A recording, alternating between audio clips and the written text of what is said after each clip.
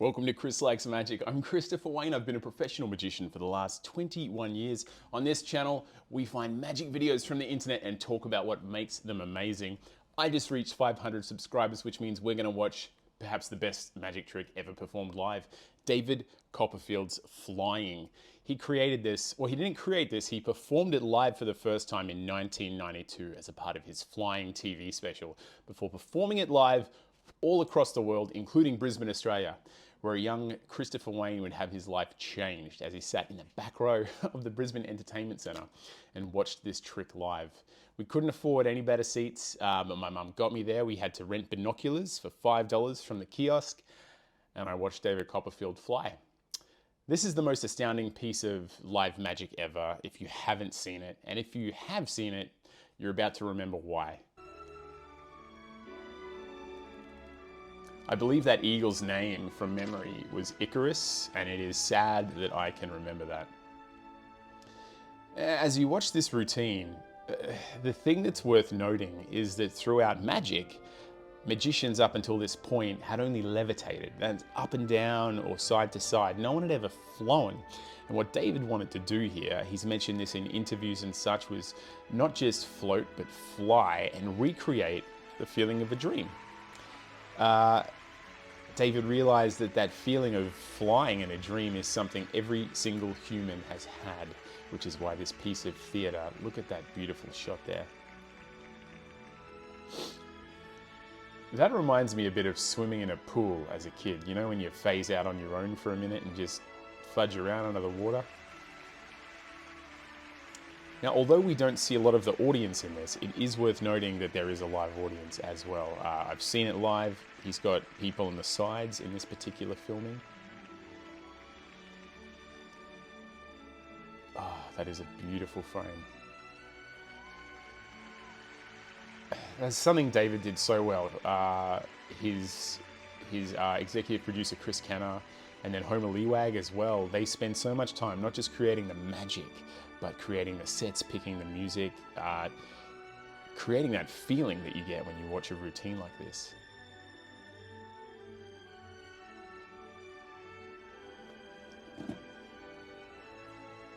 One day I'll get sponsored.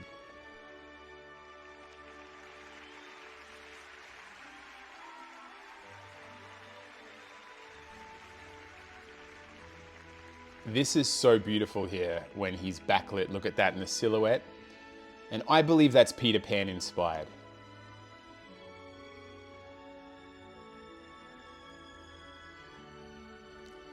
You'd want to be brave, hey? Like, because obviously there's a way this works. And if it stopped working, you'd fall to your death. This is when we add the convincers. So David at first flies. I wish I didn't know how this worked. David floats through those two individual spheres. Now we've got two spheres locked together, spinning around, and David's going to float through the center of them, showing that there's no wires or strings or threads that he's connected to. Look at that.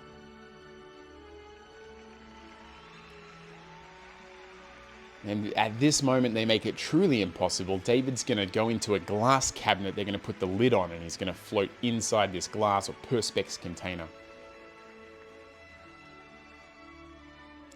It's so beautiful as they bring the props out. David just floats above them.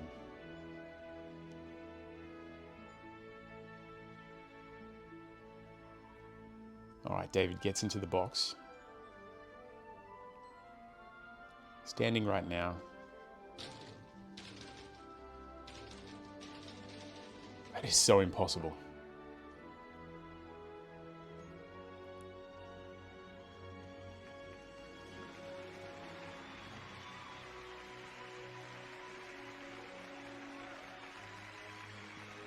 What a beautiful shot too, with the camera just going all the way around 360 degrees. This is 1992, so this type of cinematography was just so advanced, well, not advanced, but just ahead of its time to think about shots like that.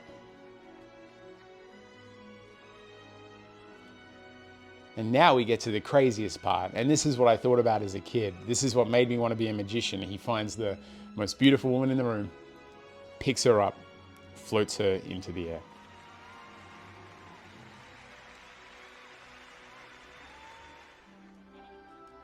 I mean, this is like something from your fairy tales.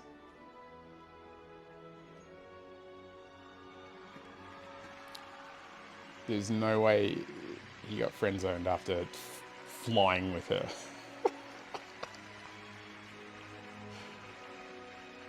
This is what David does so well, that if magic was real, this is what it would look like.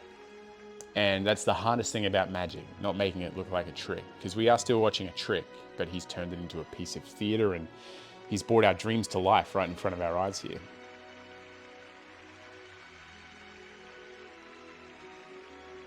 Thank you so much. Where's my hug? Oop. And then this is the hero shot. David flies up and then the eagle lands on his arm again. And apparently they got this in the first take, David said in an interview, which is just utter nonsense. That's David Copperfield's flying. And look, if you're still watching at this point, I hope you loved it, but I would love to encourage you to rewatch it. Maybe watch a version without me speaking over it. Listen to the audio, note the background, note the cloud set. All of these things were compiled together to make it not a trick, but a beautiful piece of theater that makes you feel like you're watching someone fly in their dreams. And that's what makes this routine special, because flying is that one universal experience that we've all dreamt about or wish that we could do at some point. David just brought it to life. That's all I wanted to do, share with you today to celebrate 500 subscribers, the best magic trick ever. Now, that means if I've just shared the best magic trick ever, every video after here is going to be downhill. So keep watching. See you in the next one.